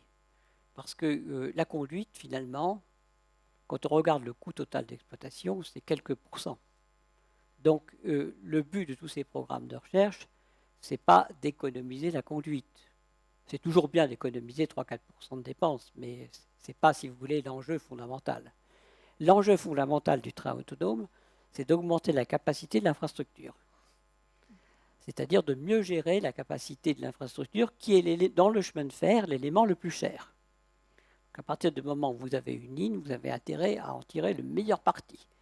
Et donc pour accroître la capacité, il faut que les trains soient plus à l'heure, mieux gérés, etc. Ce que on ne sait pas faire avec des hommes. Et que certains mécanismes avec de l'intelligence artificielle font mieux, ou feront mieux, plus exactement. Et donc il y a à la SNCF plusieurs programmes pour essayer d'aller vers le train autonome. Déjà, il y a eu 1 ou 2 programmes qui sont relatifs au train, si je peux dire, télécommandé. Et il y a d'autres programmes, il y a un autre programme à la direction de la recherche sur, effectivement, le train autonome. D'accord, ça répond à ma question. Voilà. Alors, là, il y a une très grosse différence, si vous voulez, entre le chemin de fer et la voiture. Cette différence, elle provient du fait qu'aujourd'hui, la voiture n'est pas très bonne du point de vue de la sécurité. Et donc, si vous introduisez un système avec de l'autonomie et que vous améliorez ce mauvais niveau de sécurité, c'est déjà bien. Alors que ce n'est pas le cas du chemin de fer, qui est déjà un très haut niveau de sécurité. Et comme on applique ce qu'on appelle le GAM, c'est-à-dire qu'on doit faire au moins aussi bien que les anciennes techniques, c'est extrêmement difficile. C'est plus difficile d'être autonome dans le chemin de fer, ce qui est complètement paradoxal puisqu'on est guidé. C'est beaucoup plus difficile dans le chemin de fer d'être autonome que ça l'est pour les voitures. C'est paradoxal. D'accord. Et d'ailleurs, je vous remercie pour la présentation. J'ai appris beaucoup de choses sur le chemin ferroviaire.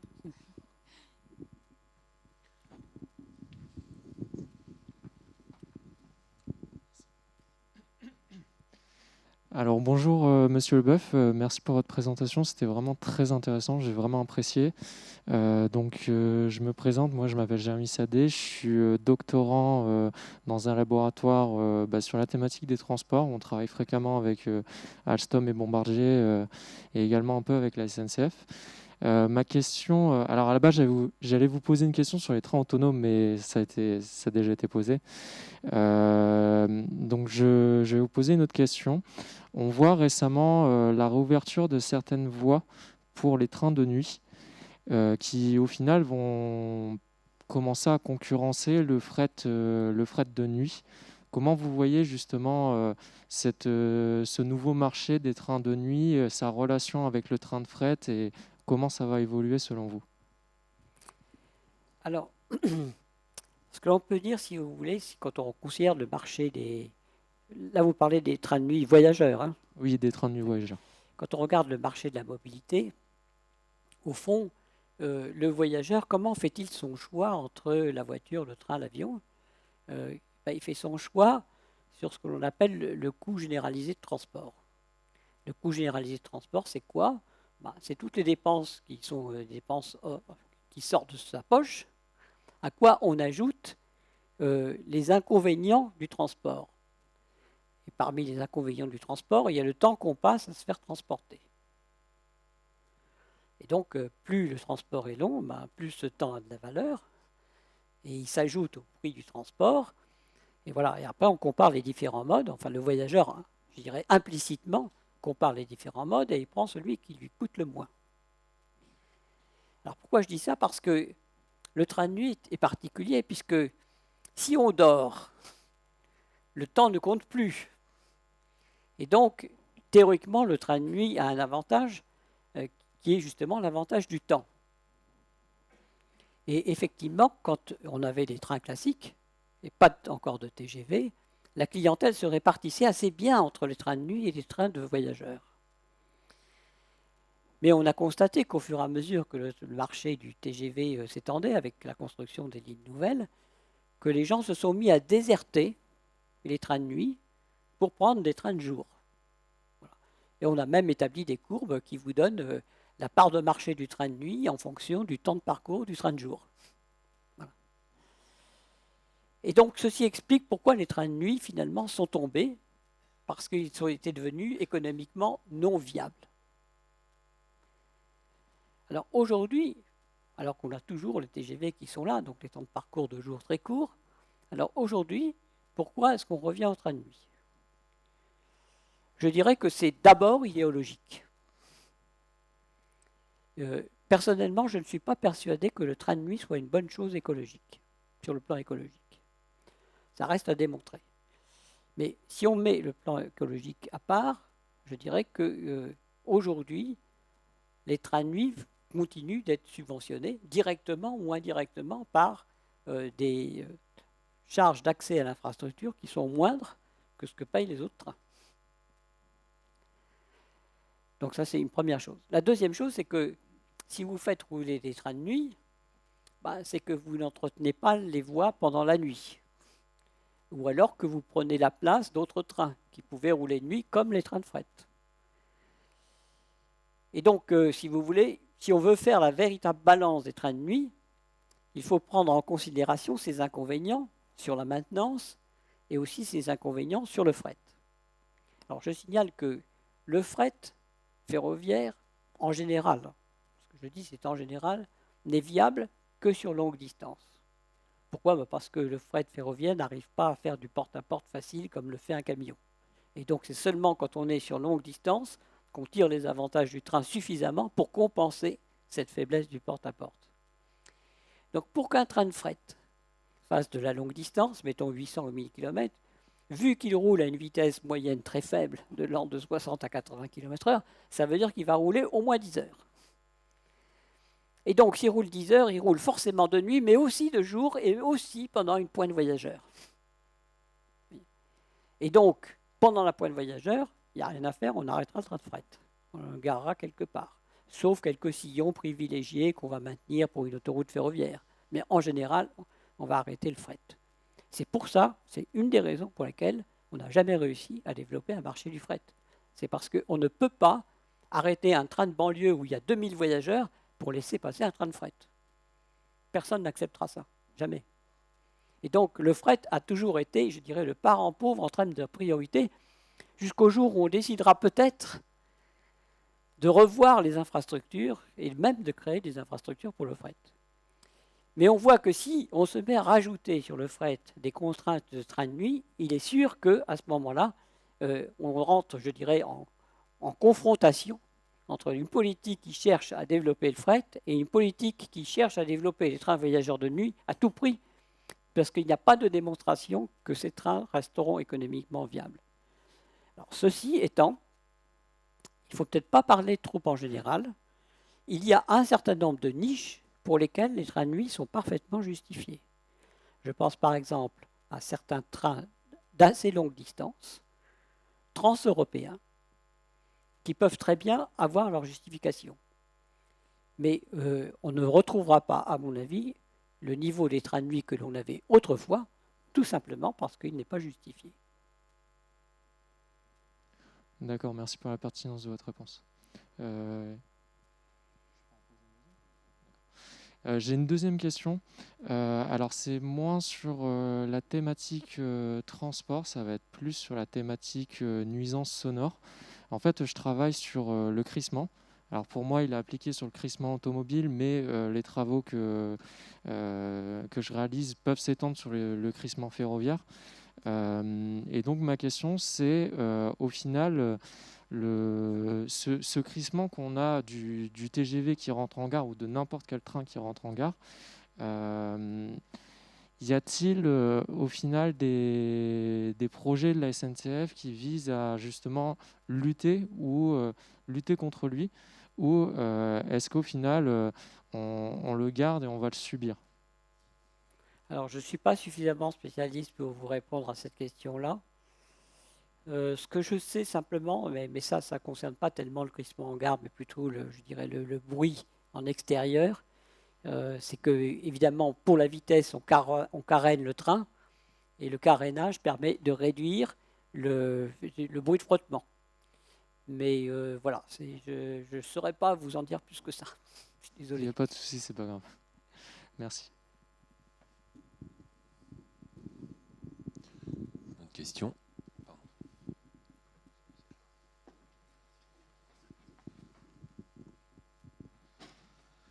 Bonjour Monsieur Leboeuf, merci pour votre présentation.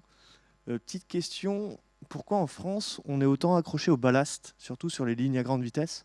Pourquoi on ne vient pas bétonner les voies ou s'inspirer du modèle chinois ou autre?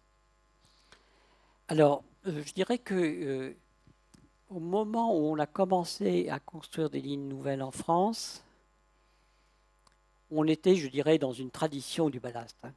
On n'avait pas d'expérience de la dalle. Peu après, donc, les Allemands se sont mis à construire des lignes nouvelles sur dalle. Mais la question qu'on se posait à l'époque, c'était de savoir, oui, mais alors la dalle, au bout de 20 ans, qu'est-ce que ça devient?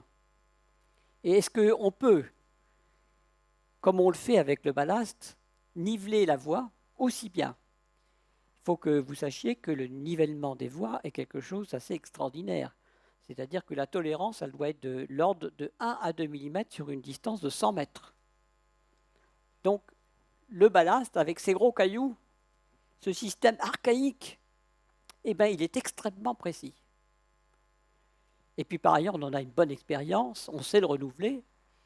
Et donc, fort de ça, et fort des incertitudes que l'on avait sur la dalle, nous avons continué sur notre lancée. Et après, on s'est dit, mais quand même, il va falloir qu'on fasse quelques expériences. Et donc, on a créé une voie sur dalle sur la LGV Est-Européenne, mais pas sur tout le long, sur un tronçon.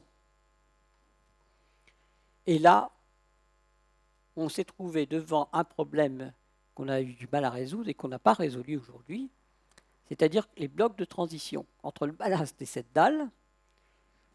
Ces blocs de transition n'ont pas bien résisté, Et si bien qu'au lieu de rouler vite sur la dalle, on a été obligé de ralentir la vitesse de façon à ne pas trop dégrader les blocs de transition. Vous voyez ? Et donc, voilà où on en est dans notre expérience, je dirais, de l'utilisation des dalles. Il y avait aussi autre chose. On s'était dit que la dalle coûtait beaucoup plus cher à l'investissement, ce qui est vrai. Mais que par contre, elle coûte moins cher à l'entretien, puisqu'il n'y a pratiquement pas d'entretien. Et ce n'est que, je dirais, plutôt récemment, avec les études qui avaient été faites par RFF, donc qui était réseau ferroviaire, réseau ferroviaire, non pas réseau ferroviaire, RFF, réseau français ferroviaire, voilà, qui était l'ancêtre de SNCF Réseau. Donc RFF avait fait quelques études qui montraient que finalement, sur long terme, c'était à peu près équivalent. Donc vous voyez, il y a eu un petit changement de paradigme, en ce sens que finalement, on se disait, oui, le ballast, on sait faire, mais la dalle, finalement, il y a des pays maintenant qui ont 20 ans d'expérience et ça a marché. Donc ça, ce premier obstacle est franchi. Deuxième obstacle, maintenant on se dit, ah ben oui, du point de vue économique, c'est pas mauvais. Et donc, on pourrait très bien passer à la voie sur dalle. D'ailleurs, je pense que certaines personnes se disent que maintenant qu'il va falloir faire une grosse opération de renouvellement sur la ligne Paris-Lyon, quitte à le faire, autant faisons-le sur dalle. Voilà. Donc, voilà, on ne peut pas dire plus. Est-ce qu'il y a d'autres questions ? Oui, la dalle a aussi un petit inconvénient, c'est qu'elle est plus bruyante que le ballast.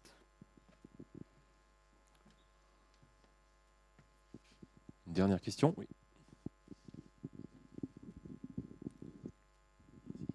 Oui, je voulais vous interroger sur la configuration du réseau grande vitesse français, parce qu'on a le sentiment qu'on est un peu arrivé au bout de ce qu'on pouvait faire, et aussi qu'on est sur un réseau en étoile qui passe par Paris, parce que la France est très focalisée autour de Paris. Est-ce qu'on n'aurait pas pu concevoir le réseau différemment, avec des points province-province, ou éventuellement plus ouverts vers l'international, les pays qui sont voisins? Alors, d'abord, je ne suis pas d'accord sur le fait de dire que nous sommes arrivés au bout. La preuve, c'est que lorsque le président de la République a inauguré la ligne Sud-Europe-Atlantique, donc Bordeaux-Tours, il a fait un discours en disant « les lignes nouvelles, on arrête ». Et puis, récemment, à l'occasion des 40 ans du TGV, tout d'un coup, il a trouvé qu'il fallait faire des lignes nouvelles. Ce qui prouve que d'abord, les idées sont assez mouvantes dans ce domaine. Et moi, personnellement, si vous voulez, je pense qu'on est loin d'avoir tout fini. D'abord, il y a des lignes nouvelles pour moi qui sont évidentes, comme Bordeaux-Toulouse, parce que vous faites Paris-Bordeaux en 2 heures, et puis encore 2 heures pour aller à Toulouse, ça fait 4 heures. Ça, c'est dans le meilleur des cas, mais aujourd'hui, c'est plus que 4 heures, on est plus près de 5 heures. Et là, on sait très bien que si on faisait Bordeaux-Toulouse en 1 heure, on ferait donc Paris-Toulouse en 3 heures, on reporterait beaucoup de trafic aérien sur le train. De même que en Provence-Alpes-Côte d'Azur, il y a un gros trafic aérien sur Paris-Nice qu'on pourrait en partie capter. Mais il n'y a pas que ça. Il n'y a pas que ça. Et si j'ai 5 minutes, je voudrais vous expliquer 2 choses qui me paraissent fondamentales. La première, c'est qu'il faut se mettre dans la tête que le chemin de fer est un transport de masse. Et que les lignes nouvelles, c'est encore pire. Pourquoi ? Parce que vous n'avez que le trafic voyageur pour les justifier. C'est-à-dire que la ligne nouvelle n'est justifiée que si le trafic est énorme. Si vous n'avez pas un trafic énorme, c'est aberrant de faire une ligne nouvelle. En France, d'énormes, il n'y a que la région Île-de-France. Il faut se mettre ça en tête. Donc, si vous ne pouvez pas agréger avec le trafic de l'Île-de-France, vous agrégez avec le trafic de l'Île-de-France, vous ne pouvez pas faire de ligne nouvelle économiquement viable. Et donc, par exemple, si on veut faire du Nantes-Lyon, vous ne ferez jamais une ligne nouvelle qui est un segment qui va de Nantes à Lyon. Il n'y a pas de trafic pour ça, pas de trafic suffisant. Personne n'est capable de financer une ligne comme ça. Par contre, vous pouvez mettre vos voyageurs Nantes-Lyon dans du Nantes-Paris et vous pouvez les mettre dans du Paris-Lyon. Et c'est ce que l'on fait avec l'interconnexion. L'interconnexion, c'est une façon de faire des transversales qui ne pourraient pas se faire autrement. Ça, c'est la première chose que je voulais vous expliquer. La deuxième chose que je vous ai expliqué, que je vais vous expliquer, va vous faire sauter au plafond. C'est qu'il faut bien prendre conscience qu'une ville qui est très mal desservie par le TGV, c'est Paris. Et je suis sûr que si je vous pose la question, combien de gares TGV y a-t-il à Paris, il n'y a pas une personne qui va me donner le bon chiffre. Vous allez compter sur vos doigts, Montparnasse, Paris, Lyon et autres. C'est ça que vous allez faire. Mais jamais vous vous mettez dans la tête du voyageur qui se dit « Moi, j'habite dans le 19e arrondissement et je vais à Bordeaux. Ben, je n'ai pas le choix entre Paris-Lyon et Paris-Montparnasse. Je ne peux aller qu'à Paris-Montparnasse. Les gares de Paris sont une seule gare qui a été éclatée en plusieurs morceaux. Donc pour Paris, 2 millions d'habitants, vous n'avez qu'une gare. Mais si je prends la région Île-de-France, 12 millions d'habitants, c'est pareil. Vous n'avez qu'une gare. Si vous habitez Saint-Germain-en-Laye et que vous voulez aller au Mans, ben vous faites Saint-Germain-en-Laye, Montparnasse en RER plus métro. Ça vous prend autant de temps d'aller à la gare Montparnasse que de faire Montparnasse-Le Mans. La région Île-de-France est très mal desservie par le TGV. Or, c'est le plus gros marché. C'est pour ça qu'on s'est dit, à un moment donné, au lieu d'avoir qu'une gare, il nous en faudrait plusieurs. On s'est mis à en faire une à Roissy. On en a rajouté une à Marne-la-Vallée et on en a une à Massy-Palaiseau. Et donc maintenant, la région Île-de-France a 4 gares TGV, ce qui réduit considérablement les temps d'accès. Et en même temps, comme ces gares sont à l'extérieur de Paris et reliées par la ligne d'interconnexion, eh bien on peut faire un train qui fait Lille, Roissy, Marne-la-Vallée, Massy et Bordeaux ou Rennes.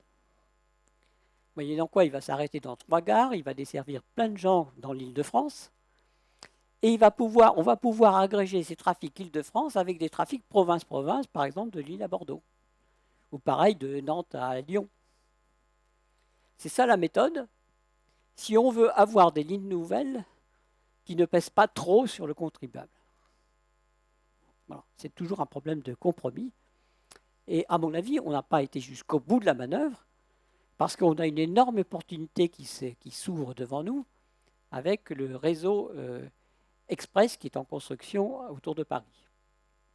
Vous allez avoir donc plusieurs lignes qui vont contourner Paris, des lignes de métro. Et notamment, vous avez la prolongation aussi de la ligne 14 de Olympiade jusqu'à l'aéroport d'Orly.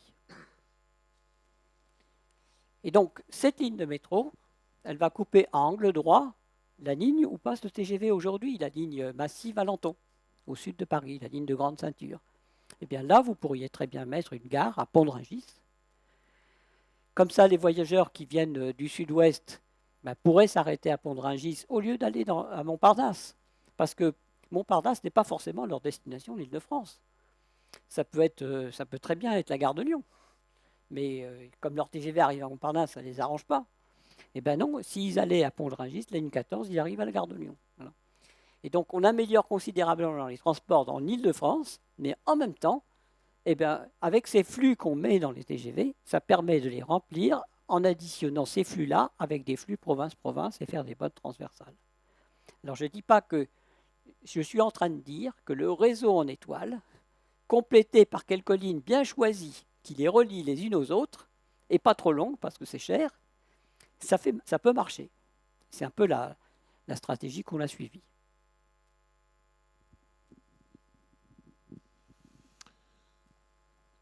Alors, est-ce qu'il y a une dernière question? Oui, non, oui. Allez, la dernière.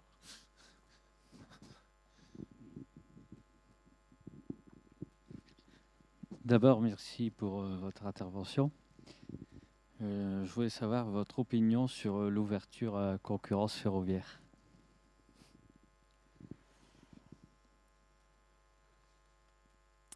Personnellement, je suis pour.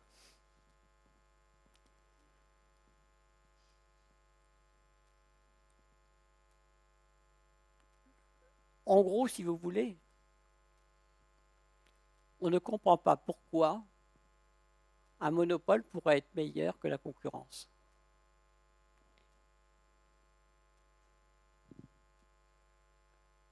Ça, c'est, je dirais, l'idée de fond. Après, il y a la réalité. Alors, il y a un pays qui s'est lancé dans l'aventure à échelle industrielle, c'est l'Italie. En Italie, vous avez la compagnie nationale qui est Trenitalia. Et il y a une quinzaine d'années, un nouveau concurrent, avec des investisseurs privés, a dit ben, moi, je vais créer une compagnie de train à grande vitesse à partir de rien. Et donc, ils ont créé NTV, Nuovi Trasporti Viaggiatori, qui est devenu Point Italo, et ils se sont mis à concurrencer Trenitalia. Qu'est-ce qui s'est passé? En gros, si vous voulez, sur une relation comme Rome-Florence, Trenitalia devait avoir à peu près une quinzaine de trains par jour et par sens. Italo s'est mis à en faire 7 ou 8. Donc, au lieu d'avoir 15 trains, finalement, la demande, elle a eu une offre qui est beaucoup plus riche, puisqu'elle est passée de 15 à 22, 23. Italo est rentré dans le marché en baissant les prix de l'ordre de 20%. Évidemment, Trenitalia était obligé de s'aligner. Donc, Trenitalia a baissé. Italo est arrivé avec des rames neuves. Forcément, il n'existait pas avant. Donc, il les a achetées. Trenitalia s'est dit, mais je ne vais pas faire rouler mes vieux rafios. Et donc, Trenitalia a acheté des rames. Italo s'est dit, je vais faire un service différent de Trenitalia. Il a fait des classes différentes, voilà. Il a mis du service à bord de ses trains. Trenitalia s'est dit, mais moi aussi, il faut que j'améliore, il faut que je sois à la hauteur. Ben, finalement, le marché, il a bondi de 25 à 30%. Et donc, la baisse des tarifs, qui était de l'ordre de 20-25%, a été largement compensée par l'augmentation du volume de trafic. Et tout le monde y a gagné. Et puis par ailleurs, les lignes nouvelles sont plus utilisées. Il ne faut pas oublier que les lignes nouvelles ne peuvent avoir que 2 types de financement. Soit le financement vient du voyageur au travers des billets, soit il vient du contribuable. Il n'y a pas d'autre solution. Vous pouvez imaginer tous les montages que vous voulez, les franchises, les PPP et autres. Au final, il n'y a que des voyageurs et des contribuables. Et donc le contribuable, lui, il dit, mais moi, j'ai fait une ligne, il faut qu'elle soit bien utilisée, sinon on a mal utilisé mon argent. Voilà. Et donc, au total, l'expérience italienne a prouvé que le système ferroviaire se porte mieux avec les concurrents. Et d'ailleurs, Trenitalia ne se plaint pas tant que ça de l'arrivée de NTV, parce que NTV les a bousculés, les a obligés à innover, les a obligés à transformer l'organisation. Et donc maintenant, nous avons de la concurrence en Espagne. Nous avons le Ouigo entre Barcelone et Madrid, qui marche très bien. Et les Espagnols adorent le Ouigo. Nous allons avoir Trenitalia bientôt, je pense l'année prochaine, oui c'est ça, en 2022, entre Paris et Lyon. En fait, ils vont faire du Paris-Lyon-Marseille, Lyon-Milan, pardon, Turin-Milan. Et donc, ils vont concurrencer la SNCF. Mais au fond, je dirais que ça va être un gros aiguillon. Voilà. Donc, Merci. Une idée de fond, valable ou pas, je ne sais pas, et puis l'expérience. Merci. Je voudrais juste rebondir là-dessus, juste pour vérifier que j'ai bien compris. Si vous avez dit que, alors c'était Florence, Milan, je ne sais plus le trajet que vous avez choisi, mais vous avez dit qu'il y avait 15 trains. Ensuite, vous avez dit que la concurrence est arrivée, il y a eu 7 trains en plus. Il y a eu des voies supplémentaires qui ont été construites pour absorber le volume supplémentaire ou pas? Parce qu'au final, à un moment, on va arriver au plafond de verre. C'est le plafond de verre que vous montriez. Alors, non, il n'y a pas eu de voie supplémentaire. Il y avait les capacités résiduelles. Mais même sur Paris-Lyon, si vous voulez, actuellement, les études qui sont faites montrent que les sillons qui sont demandés par Trenitalia reste compatible avec la capacité résiduelle sur la ligne Paris-Lyon. Alors, il y a bien un moment où ça arrivera, hein. Mais à ce moment-là, on va passer dans un système de gestion des capacités qui va, je dirais, s'approcher de ce qui se passe dans le domaine aérien avec les slots. C'est-à-dire qu'il n'y a pas de raison, si vous voulez, qu'un opérateur dise « ben moi, j'ai 90% de la capacité, la concurrence ne peut en prendre que 10%. » Et donc, dans le système aérien, on dit « oui, d'accord, vous avez 90%, mais chaque année, on va remettre une partie de vos 90% en jeu et on va faire un appel d'offres. » Alors, on ne peut pas tout remettre en jeu parce que celui qui existe, il a déjà acheté son matériel, il a fait un investissement. Du jour au lendemain, on ne peut pas lui dire bah, « vous ne pouvez plus rouler puisque c'est les autres qui vont rouler à votre place. » Bon. Et donc, c'est un système qui est progressif. Mais de toute façon, l'arrivée de la concurrence est forcément progressive. Donc, globalement, si vous voulez, c'est vrai qu'il y aura des problèmes de capacité. Je dirais même, à la limite, si on pouvait rouler à la capacité plafond tout le temps, ça serait presque l'idéal parce que ça serait la meilleure utilisation du capital ferroviaire. D'accord, merci. Merci. Il n'y a pas de dernière question? Non, c'était donc la dernière. Bon, bien écoutez, merci beaucoup pour vos questions et votre intérêt pour le ferroviaire. Je vous souhaite une bonne soirée.